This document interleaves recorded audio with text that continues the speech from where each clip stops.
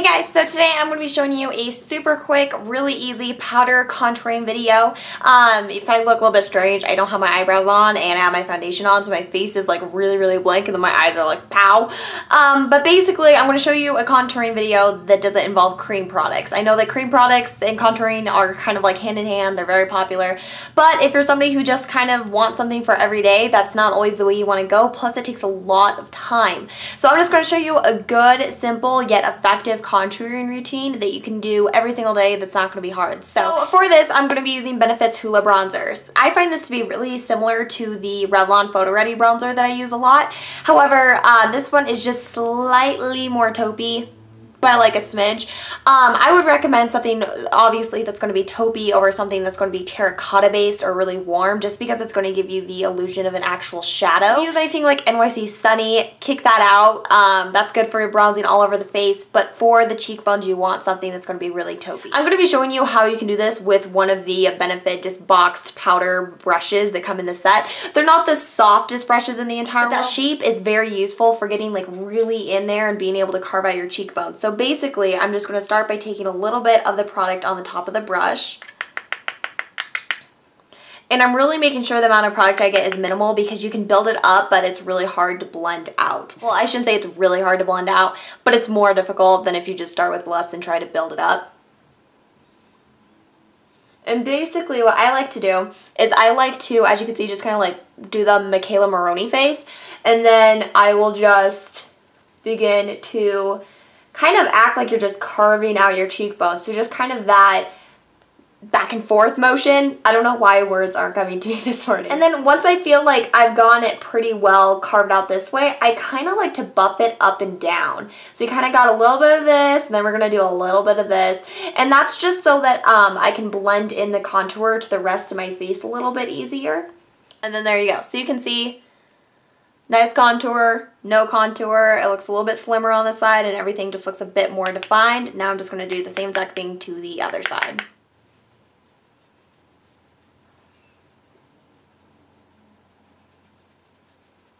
Now once we get up here to this portion of the face, I personally prefer to go in with some type of a powder brush. This one here is from Sonia Kashuk. I will also on occasion use this brush for contouring just because it has a nice point. And again, I can kind of get in there. But I find something like this is just, it's really difficult to do. It's not as easy as just swirling your brush around in some bronzer and then just buffing it on. You have to be a bit more careful with this because the placement is just so precise, and I don't mind doing that some days, but some days I just don't have time and I don't really want to worry about like messing it up and then having my contour look super waxed. So what I do sometimes with just a regular powder brush is I will just take it kind of around my forehead, temple area, kind of swoop back to where we did that contour and then finish off on my neck. So you kind of have the whole 3E thing going on that everybody talks about. Also, kind of taking a fluffier brush like this and bringing it through that kind of contour line again just sort of helps to blend everything out even more because there's only so much blending you can do with something like this. Now it's time for blush. I find blush to be just as important when it comes to contouring because it's something you're still putting in that area, and if you mess up your blush and kind of place it wrong, then your whole contour is going to be screwed up. The whole point of this is to create an illusion to the eye. So if you don't place your blush right, then it's going to just look really disproportioned. So anyway, I am going to be using an angled brush here. I find this to be easiest if I'm really trying to get out a chiseled look. I really love like my Real Techniques blush brush, which is just really fluffy. That works too, but something like this is a lot easier to just kind of place in that hollow of your cheek and really sort of buff it out and get that angle and get that placement that you want. I'm going to be using my Tarte blush in Expose today. This is one of my favorite blushes when it comes to kind of accentuating a contour because as you can see, it's very brown based. So it's not going to go from like brown to like hot pink. Of course, if you're using a pink blush or whatever, just follow the same placement method and just make sure you blend it out really nicely.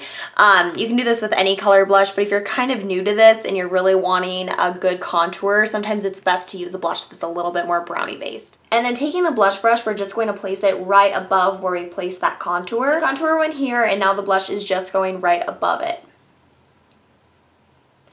Again, I recommend little tiny amounts of blush at a time and just building the color up. And then something I like to do, and a lot of you have seen this in my videos, is I actually flip this brush up so that the shorter part of the angle is facing up towards my eyebrows here. And what I find that does is it helps me get a much better blend than if I just do this and I keep that short stiff part right there by my contour, because then what's going to happen is a lot of pigment is going to get deposited right there, and it's just going to look really harsh and you're not going to get a nice enough blend. And I like to bring it just slightly onto my apples and go back up, and then we're done. So repeat the same to the other side. And again, you can see while I'm doing this, I'm kind of doing the face again just because it's so helpful. Really helps you to see those cheekbones, especially if you're like me and you just don't really have a lot of cheekbones going on. All right, and then very finally, we're going to be going in with a little bit of highlighter. I'm using the Becca Shimmery Skin Perfector in the shade Opal. I just popped a little bit of that back on my hand, and now I'm placing a little bit of it on a brush. And then we're just going to take this and blend this up on our cheekbones here. Now, you guys have probably noticed too, like I said earlier, my eyebrows aren't done. That's kind of intentional. When I start taking that blush brush, or excuse me, the powder brush, and I start buffing that bronzer up on my forehead, I find that the brush catches in my eyebrow hairs, and if I have product on, it just kind of ruins what I already did. So I personally prefer to do my eyebrows last. But that's just like a preference thing, so do that however you'd like to do that. All right, so we are done. I am now gonna finish up on my eyebrows, but that's basically how you can just get a really nice, quick contour, no cream products. For me, it's just all about how you blend and how you place the product and what tone of products you're using. I think that those are like the three main ingredients to like a really nice contour. So I hope that you guys found this helpful, and I hope that you found it useful. Let me know what you guys do for contouring, what your favorite products are, and if you have any good recommendations, I'll be sure to check them out. Thank you again so much for watching, and I will talk to you all later. Bye-bye.